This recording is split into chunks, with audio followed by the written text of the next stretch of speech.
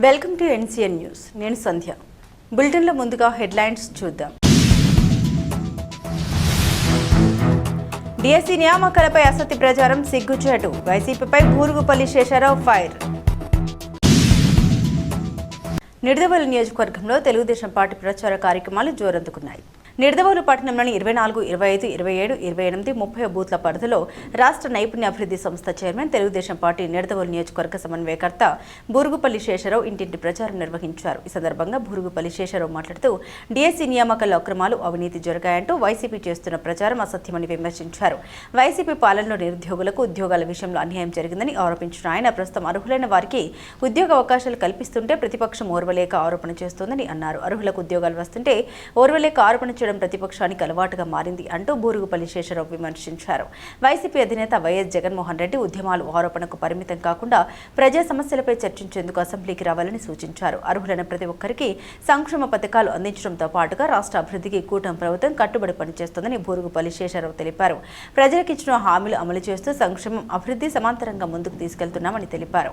ఈ కార్యక్రమంలో టీడీపీ పట్టణ అధ్యక్షుడు కొమ్మిన వెంకటేశ్వరరావు, ప్రధాన కార్యదర్శి తిరుపతి సత్యనారాయణ, టీడీపీ నాయకులు బొల్లా శ్రీనివాస్ గౌడ్, రాజా రామ్మోహన్ రాయ్, ఫాతిమా, సత్యశైలజ, పోలిదాసు శ్రీనివాసరావు, సత్యనారాయణరాజు, గోవింద్ తదితరులు పాల్గొన్నారు.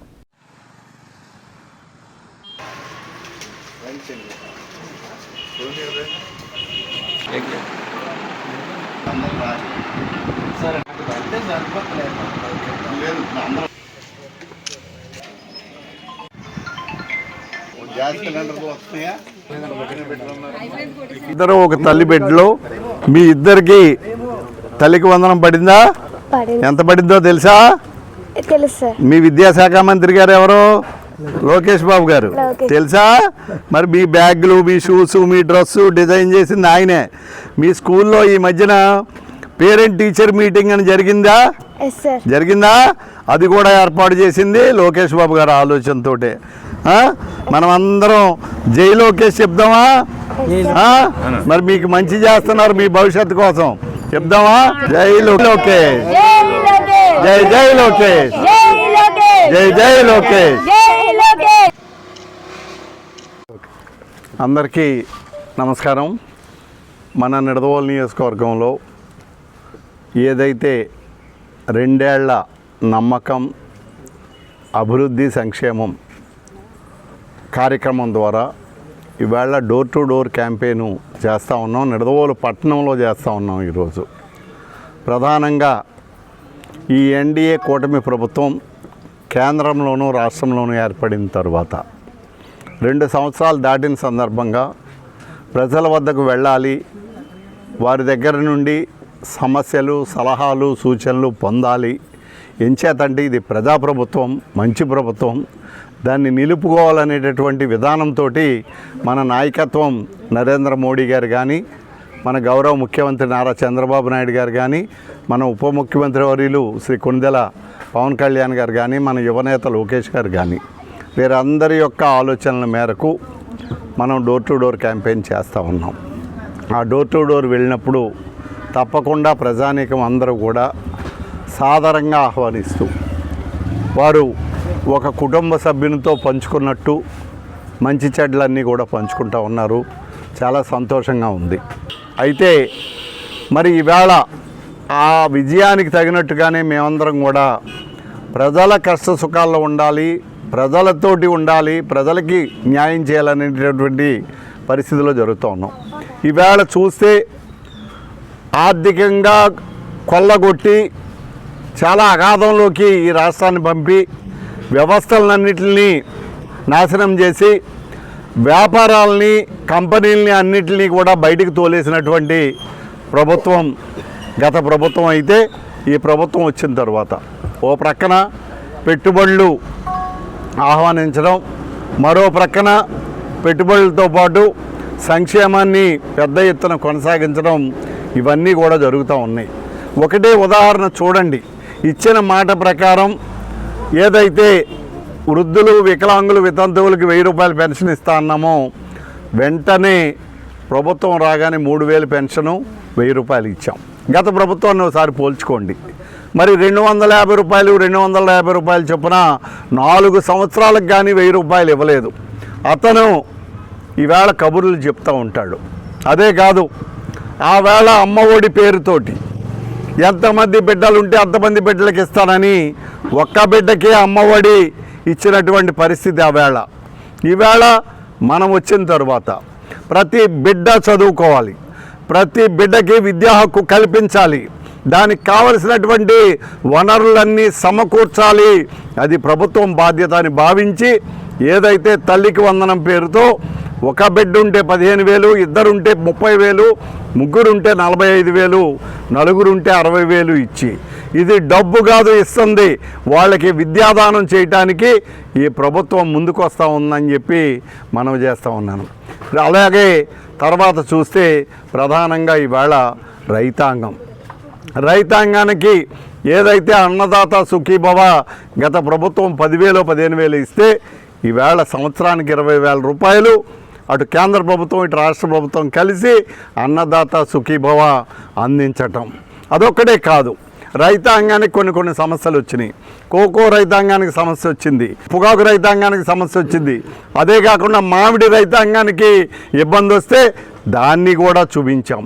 ఈవేళ పశ్చిమాసియా యుద్ధం వల్ల ఎరువుల కొరత వస్తే కూడా అది ఎక్కడ కూడా బ్లాక్ మార్కెట్కి వెళ్లకుండా యాప్ ద్వారా పెట్టి బ్లాక్కి వెళ్లకుండా చక్కగా ప్రతి రైతుకి కూడా ఎక్కడ ఆందోళన లేకుండా అవసరమైనటువంటి ఎరువులన్నీ కూడా అందించడానికి ప్రయత్నం చేశాం. ఈవేళ మన గౌరవ మంత్రివర్యులు, వ్యవసాయ శాఖ మంత్రివర్యులు మన కింజారపు అచ్చెన్నాయుడు గారు ఈవేళ ఒక జీవో కూడా ఈ ప్రభుత్వం ద్వారా రిలీజ్ చేశారు.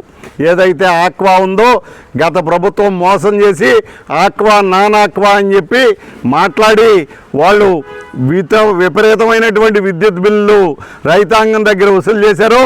ఈవేళ మొత్తం రైతాంగం, ఆక్వా రైతాంగం అందరికీ కూడా, ఆక్వా అయినా నాన్ ఆక్వా అయినా, చిన్న రైతైనా పెద్ద రైతైనా అందరికీ కూడా మంచిగా చక్కగా తక్కువ రూపాయిన్నర ఛార్జీకే యూనిట్ విద్యుత్ ఇచ్చేటటువంటి విధంగా ఈవేళ జీవో రిలీజ్ చేసినటువంటి ప్రభుత్వం ఈ ప్రభుత్వం. మీరందరూ ఆలోచించండి, ఇన్ని చేస్తుంది ఈ ప్రభుత్వం అంటే ప్రభుత్వం దగ్గర మీ మీద ప్రేమ ఉంది, మనసు ఉంది. కానీ గత ప్రభుత్వం వైఫల్యాల వల్ల మన దగ్గర అయితే డబ్బు లేదు.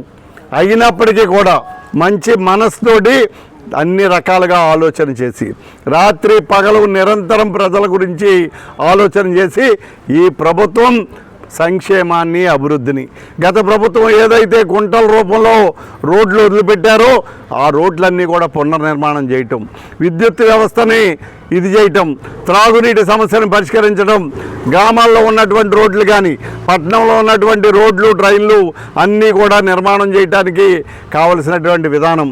అదే రకంగా ఆరోగ్యం కూడా ఇవ్వాలి, ఆరోగ్య ఆంధ్రప్రదేశ్గా చేయాలని చెప్పి ఆరోగ్యానికి సంబంధించి కూడా పెద్ద ఎత్తున ఎక్కడికక్కడ హాస్పిటల్స్ని బలవంతంగా తయారు చేయటం, దాంట్లో ఉన్నటువంటి ఇన్ఫ్రాస్ట్రక్చర్ అన్నీ ఇంప్రూవ్ చేయటం, అవసరమైనటువంటి సిబ్బందిని కేటాయించడం, వాళ్ళకి కావలసినటువంటి మందులు అలాగే బడ్జెట్ అన్నీ ఇచ్చి ఈవేళ ప్రతి ఒక్కరికి ఆరోగ్యంలో, అదే కాదు ఇంకెక్కడైనా మిగిలిపోయి అత్యవసరమై డబ్బు ఖర్చు పెట్టుకుని ఎవరైనా వైద్యం చేయించుకుంటే కూడా ముఖ్యమంత్రి సహాయ నిధి ద్వారా పెద్ద ఎత్తున ప్రజల్ని ఆదుకుని మాకు చేతనైనంత వరకు ఈ ప్రభుత్వం చేస్తూ ఉంది. దయచేసి మీరందరూ కూడా అర్థం చేసుకుని, ఈ గొడ్డలి పార్టీ చాలా అబద్ధాలు చెప్తూ నిరంతరం అబద్ధాల గురించి మాట్లాడుతూ ఈవేళ డిఎస్సి ఎంతో కష్టపడి గత ప్రభుత్వం ఒక్కసారి జాబ్ క్యాలెండర్ ఇస్తానని ఇవ్వకుండా మోసం చేసి 5 ఏళ్ళు నాటకం ఆడి వెళ్ళిపోతే ఆ యువత అంతా అలో లక్ష్మణ అని రోడ్డు మీద పడి ఉంటే వాళ్ళందరికీ కూడా అవకాశం కల్పించాలని 16,000 మంది ఉద్యోగాలు వచ్చేటటువంటి విధంగా డిఎస్సి పరీక్ష నిర్వహించి పారదర్శకంగా, నిక్కచ్చిగా, ఎక్కడా కూడా ఏ విధమైనటువంటి విధి లేకుండా, వివాదాలకు తావు లేకుండా, అవినీతి మరక లేకుండా స్వచ్ఛంగా 16,000 మందికి ఉద్యోగాలు కల్పించి వాళ్ళందరూ కూడా కుటుంబాలు ఒక దారిలోకి వచ్చేటటువంటి విధంగా చేస్తే ఈ దుర్మార్గపు పార్టీ గొడ్డల పార్టీ మాట్లాడుతూ ఉంది ఈవేళ ఏదో అవినీతి జరిగింది సిబిఐ ఎంక్వైరీ అని. సిగ్గుందా మీకని అడుగుతున్నాం. 10 మంది నోటి దగ్గర భోజనాన్ని పాడు చేసేటటువంటి విధంగా కష్టపడి ఉత్తీర్ణత కలిగినటువంటి వాళ్ళు ఎవరైతే అందులో అగ్రగామిగా ఉన్నారో అలాంటి వాళ్ళకి ఉద్యోగాలు వచ్చినాయి తప్ప అవినీతి పరులకి అక్రమార్కులకి ఉద్యోగాలు రాలేదు. ఈ ప్రభుత్వం చేయలేదు. సిగ్గు తెచ్చుకోండి. మీరు సిగ్గు తెచ్చుకుని మీరు చేయలేకపోయింది ఎదుటి వాళ్ళు చేస్తున్నారని సంతోషపడండి. ఈవేళ 151 సీట్లల్లా 11 సీట్లు అయినాయి. 11 రేపొద్దుట ఒకటో ఉద్యమం ఆలోచించుకుని జాగ్రత్తగా వ్యవహరించమని చెప్పి ఎట్టే పరిస్థితుల్లోనూ ప్రజలు సేవ చేస్తే హర్షిస్తారు కానీ మనం ఇలాంటి పరిస్థితుల్ని హర్షించరని చెప్పి మనవి చేస్తూ ఎప్పుడు కూడా ప్రజాకంటకంగా ఈ గొడ్డల పార్టీ ప్రవర్తిస్తూ ఉంది. దీని పట్ల మనమందరం కూడా జాగ్రత్తగా ఉండాలి. ఇంచేతంటే మోసపోయేవాడు ఉన్నంతసేపు మోసగించేవాడు మోసగిస్తూ ఉంటాడు. ఈ గొడ్డల పార్టీ విధి విధానం ఏంటంటే ప్రజల్ని మోసం చేయటం కాబట్టి అప్రమత్తంగా ఉందామని ప్రజానీకానికి వేడుకుంటా ఉన్నాం.